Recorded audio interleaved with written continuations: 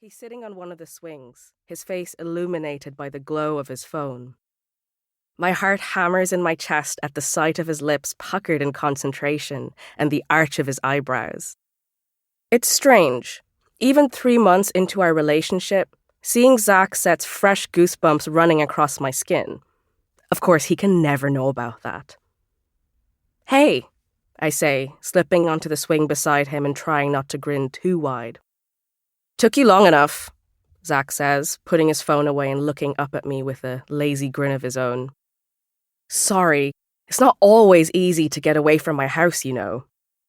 It's just 15 minutes to the park." 20, actually, I say, and he rolls his eyes. "Tell me your news," he says. "Seriously? I don't get to build up to it, to set the scene into a big reveal?" Zach groans. "You know it's a 20-minute bus ride for me to get home, and it's the middle of the week. I have a curfew." I frown.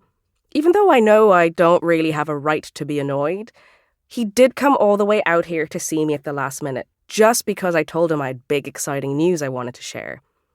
Still, I can't help the little pulse of disappointment that he doesn't seem as enthused about hearing my good news as I'm about sharing it. But it must be because he had to get the bus all the way here, and probably had other things planned that he had to drop at the last minute, for my sake. So I shake the disappointment off and sit up with my shoulders straight. "I got an email today." "Right." "And I got into the Young Scientist exhibition." I almost yell the last words, throwing my hands in the air with excitement. Zach's lips are pressed into a thin line, and he's looking down at the ground. "We're going to be there together this year, like a science power couple."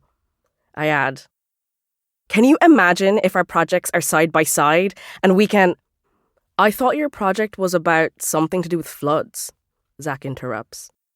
"Investigating rising water levels in Bangladesh and the various flood prevention mechanisms which can slow the process of creating eco-refugees." I rattle off the title that I've already committed to memory. "Right, that's more geography, isn't it?" His voice rises too high on the last few words, like he's trying really hard to emphasize the fact that he's just asking a harmless question and not questioning the reason why I got into the exhibition. I try to bite down the annoyance gathering in my stomach. Annoyance that will definitely turn into fiery rage if I don't nip it in the bud. "I thought you'd be happy. You were the first person I wanted to tell." He finally meets my gaze, and I'm not sure what to read in his blank expression. I'm making sure that you're not being set up." "Set up? Like, for failure? Only a handful of people get awarded at the Young Scientist exhibition, and I feel like your project will get lost in all the tech and actual science." "Flood prevention is science," I say through gritted teeth, because otherwise I may shoot flames from my mouth.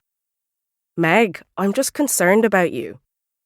He reaches his hand forward like he's going to link our fingers together. But for once, I'm not getting goosebumps on my skin or butterflies in my stomach at touching him.